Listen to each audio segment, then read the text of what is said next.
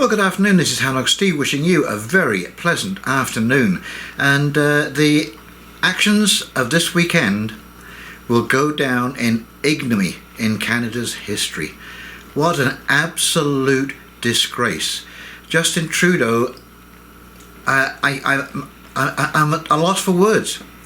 For a person to mischaracterize this peaceful protest and then to send in the police, the army, the RCMP, to send the mounted police on horseback to trample innocent civilians. There was a woman with a walker, an older woman, was trampled by one of these great big cart horses, these shire horses at the police ride. Absolutely unconscionable. The damage that Trudeau has done to these actions will have long-lasting implications on Canada. This country is now the laughingstock of the international community. I don't think there is any leader that hasn't raised their eyebrows and looked at Trudeau and just said, WTF! Exclamation mark, exclamation mark. This is absolutely insane. Now, I've got a little clip here that I'd like to play for you. It's just very short, but it is Trudeau turning this whole narrative around and making it look like the demonstrators are the baddies and that his government is as pure as driven snow and that he had absolutely no option, and in a democracy, oh, you can protest.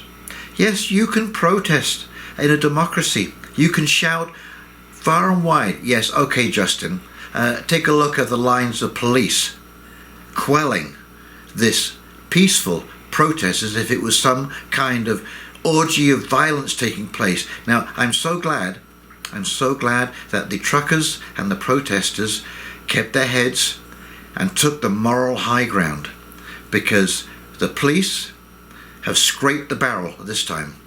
They have lost so much respect in their community for their actions against innocent people. Whose side are you on? Well, we can see that. They got paid $4,000 a day to be there. That's all it was. It wasn't about people or humanity or freedom or democracy. It was about $4,000 a day getting paid, and you could tell by the blank stares in the eyes of the police. But let me just play you this clip, and then I'll come back and I'm going to get into some of the repercussions that could come out of what has just happened this weekend. Okay, here we go. In a democracy, you can protest. You can share your opinion at the top of your lungs. You can disagree with elected officials. You can certainly disagree with me. But you can't harass your fellow citizens who disagree with you. You can't hold a city hostage. You can't block a critical trade corridor and deprive people of their jobs. You can't attack journalists for reporting, which is essential to our democracy. What you can do is vote. What you can do is run for office. That's how change happens in a democracy. So doesn't that just make you want to vomit? I mean, it's just the audacity of this person to try and characterize what he is doing and his government is doing and putting it over on to the truckers and the freedom protest. Now here's another little clip. This was during the debate for the Emergency Measures or the War Measures Act, and this woman, and she refers to the idea of going honk honk, that it really means Sieg Heil. I mean, just listen to this. Is beyond the pale. This is an Orwellian dystopia of nightmarish proportions. To be characterizing that as Sieg Heil? Are you kidding me? Or Heil Hitler? Are you kidding me? This woman is literally insane. And the crazy thing about it is she probably believes that. She's probably talked herself into that the other side are the baddies and they're the goodies. Take a look at this. How much vitriol do we have to see of honk honk, which is an acronym for Hail Hitler, do we need to see by these protesters on social media? How many Now, I wanted you to see that, because what I'm about to say next won't sound so far-fetched when you think that that is where the narrative is going, the direction is going of the Liberal Party in Canada, into full-blown dictatorship. So what has Justin Trudeau done with the actions over this weekend? Well, as a part of the Emergency Measures Act, which passed, by the way, it passed the first hurdle, 155 to 187. Okay, so it's now going to go to the Senate, and maybe there will be some common sense take place there, but who knows? Everyone seems to be bought and paid for these days. But as a part of those emergency measures, they have brought in the ability for the bank to freeze your bank account and assets if they have a suspicion, not proof of, not evidence of, but a suspicion that you may be engaged in supporting the truckers or other terrorists, what they deem as terrorist activity. Now, if that doesn't scare the pants off you, I don't know what will. And here is third clip, Chrystia Freeland telling you to your face that the FinTrack is going to become a permanent feature of the Canadian landscape. And this, again, is going to have far-reaching effects. Let's just take a little listen to that. As of today, all crowdfunding platforms and the payment service providers they use must register with FinTrack, and they must report large and suspicious transactions to FinTrack. This will help mitigate the risk that these platforms receive illicit funds, increase the quality and quantity of intelligence received by FinTrack, and make more information available to support investigations by law enforcement into these illegal blockades. We are making these changes because we know that these platforms are being used to support illegal blockades and illegal activity, which is damaging the Canadian economy. The government will also bring forward legislation to provide these authorities to FinTrack on a permanent basis. Second, the government is issuing an order with immediate effect under the Emergencies Act, authorizing Canadian financial institutions to temporarily cease providing financial services where the institution suspects that an account is being used to further the illegal blockades and occupations. This order covers both personal and corporate accounts. Third, we are directing Canadian financial institutions to review their relationships with anyone involved in the illegal blockades and report to the RCMP or CSIS. As of today, a bank or other financial service provider will be able to immediately freeze or suspend an account without a court order. In doing so, they will be protected against civil liability for actions taken in good faith. Federal government institutions will have a new broad authority to share relevant information with banks and other financial service providers to ensure that we can all work together to put a stop to the funding of these illegal blockades. This is about following the money. This is about stopping the financing of these illegal blockades. We are today serving notice. If your truck is being used in these illegal blockades, your corporate accounts will be frozen. The insurance on your vehicle will be suspended. Send your semi-trailers home. The Canadian economy needs them to be doing legitimate work, not to be illegally making us all poorer. Okay, so what has this done? Because this is not just personal, this is corporate, you have basically dampened any kind of idea of foreign investment in Canada. Nobody is going to want to put their money into Canada if they can be arbitrarily labelled as a terrorist or a terrorist supporter. And, you might think it's far-fetched to say that someone who manufactures, or a company that manufactures truck parts and keeps those truckers on the road is aiding and abetting. I mean, let's face it, all this has been done on a whim, so we can expect anything out of these people. Absolute globalist dictatorship. And I hope, I said in the last video, I hope you're ready for the action. Because you're seeing now what the response of this government is going to be to anything that it disagrees with. What happens if you're a union? Why aren't the unions speaking up? What happens if you're a union and you go on strike? And of course, when you go on strike, what do? You're upsetting commercial traffic one way or another. Are you going to get your bank account frozen? What about the teachers' union? They go on a strike on a regular basis, and they block roads, they stand on the side of the road, they block sidewalks. Are they going to get their bank account frozen? Are they going to get their pension seized by this government? You might think that's far-fetched, but as I say, on a whim. What happens if it's a competitor to SNC-Lavalin, which is a real favourite of Justin Trudeau? And he pulls that out of his hat because they're competing with SNC-Lavalin, and SNC-Lavalin says, hey buddy, hey, what are we paying you for? And so he comes up with, oh, well, you're providing materials, trumped up excuses, who knows, suspicion of.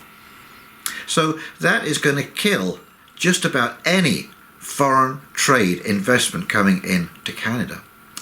What about the tourist trade? What about the tourist trade?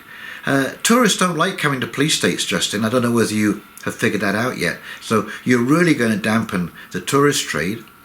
You have destroyed just about every small business in Canada. You have put 36 million people into some state of depression, inability to see their relatives. The list is absolutely endless. The bankruptcies, the overdoses, the suicides. Wow. The upheaval that this has caused is immeasurable. The 2 years of lockdowns have caused so many supply chain issues and disruptions. That is why we're paying so much for gasoline. Anyone who thinks that this was the cause of the protest, please just forget it. Because when something happens to the economy, it usually takes 6 to 9 months for it to be showing up at street level. So this all happened 6, 9, 12 months ago when refineries were shut down because of CV, when truckers couldn't ship because of CV, hold-ups at the borders, all of that kind of stuff. No, Justin Trudeau and all the premiers of the provinces of Canada caused the supply chain shortages and the massive inflation that we're now seeing stemming from that, as well as the inflation caused by the massive amounts of money that got printed during the last 2 years. We have increased our debt by approximately $500 billion in the space of 2 years. Okay, so I'll break that down. We'll bring those numbers down to a much simpler level. Okay, we have $1 trillion in debt in Canada. So that's the amount of currency that is in circulation. We'll call that $1,000. And we added $500 billion or $500 billion of debt to that. So we expanded the monetary base by $500 billion. We'll call that $500. Okay, so if you have $1,000 and all those dollars represent a whole dollar of 100 cents, and you add $500 to that system, every dollar necessarily has to drop to 60 cents to give all of those dollars some kind of value. And that's exactly what has happened in layman's terms. Your dollar, if it ever was worth a full dollar at that time, has now dropped by 30% because of the simply printing of money by this government. So you can lay the responsibility at the feet of the Trudeau government for allowing this situation to happen in the first place, for allowing it to escalate, and then suddenly finding himself in a position where he has to bail out hundreds of thousands of people in Canada because he put them all behind the 8 ball and they couldn't earn enough money to live. I mean, if this isn't insanity, I do not know what is.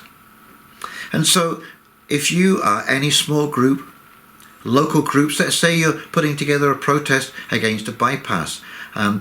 Bob Cajun was protesting against gravel trucks coming through at the rate that they're coming through the village. They blocked traffic. They marched up the highway to the local council to make a deputation. They'd have their bank accounts frozen now for obstructing commercial traffic. What about if you're a member of the Historical Society and you want to stop a building from being torn down? What if you have an alternative means of running the government? Say you want proportional representation, direct democracy, whatever it is, it doesn't matter. If the government doesn't like it, they can just freeze your bank account and you're done. Your organisation is done.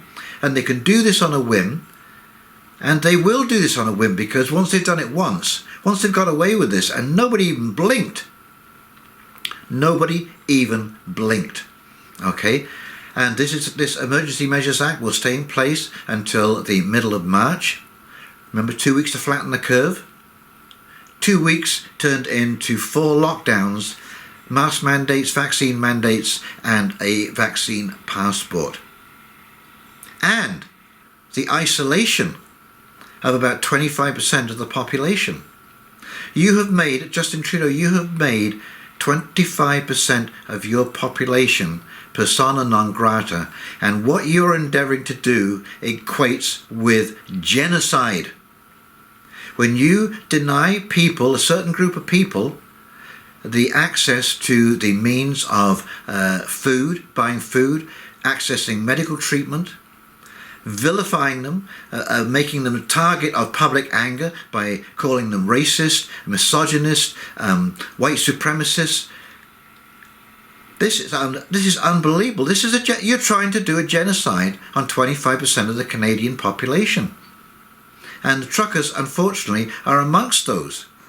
Now, of course, I can't speak for the truckers, but you might find that, well, the way the whole brokerage thing works with truckers now, I don't know if you know this, but there are, I don't know how many brokerages there are on an app that you can get on your smartphone, but these truckers can now scroll down literally hundreds of loads to be picked up and delivered, because there is a trucker shortage, so there is no shortage of work for these guys. So what happens if they decide to say, oh, Ottawa? No, I'm not going to Ottawa anymore.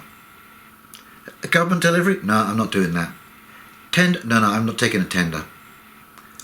Army supplies? No, I'm not carrying that. And they can do that. And they're not protesting. They're just exercising their right to choose.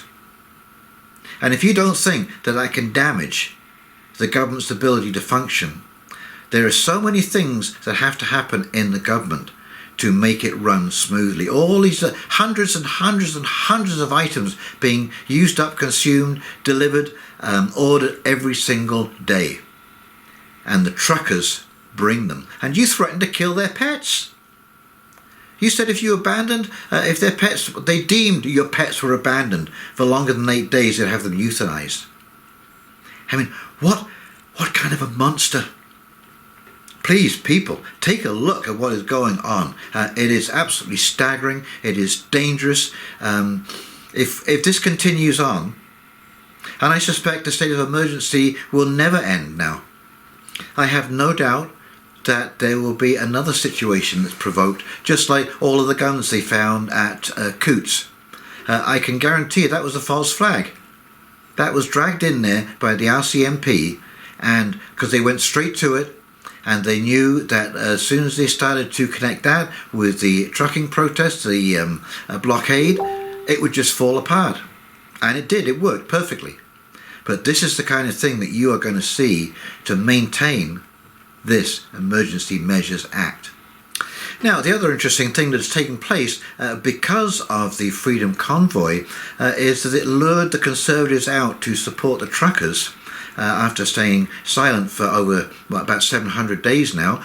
And now they're all on their little lonesome because the truckers have gone and they've taken an alternative position. And by doing that, they've told everyone that it was completely political. This is political opportunism at its worst. Okay, they jumped on the bandwagon and they've destroyed the narrative in doing so. The same with all the premiers who have backed away from all of the mandates. They're telling you that this was a political decision and had nothing to do with health. It never did have anything to do with health.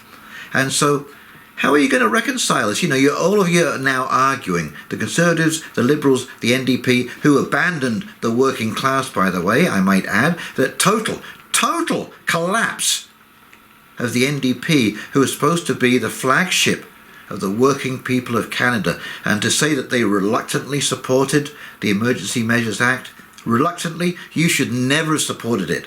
Absolutely disgusting. Jagmeet Singh, I can't say that you're worse than Justin Trudeau, but you're so close. There is very little difference.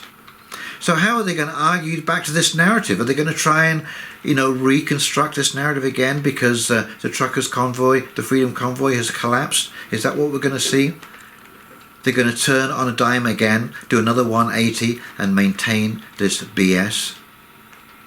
Well, we'll have to wait and see. But it is an interesting situation. And the truckers, as I say, they were victorious by maintaining the moral high ground and forcing the government's hand to show that this is the violent way that it will react every single time. That's a major victory, my friends, because now we all know what Justin Trudeau and the Liberal Party are really like. So, if you've enjoyed this video, please like, comment and subscribe below. And in the meantime, this is Houndog Steve, wishing you a very pleasant afternoon, and we'll talk very, very shortly. Take care now. See ya. Bye.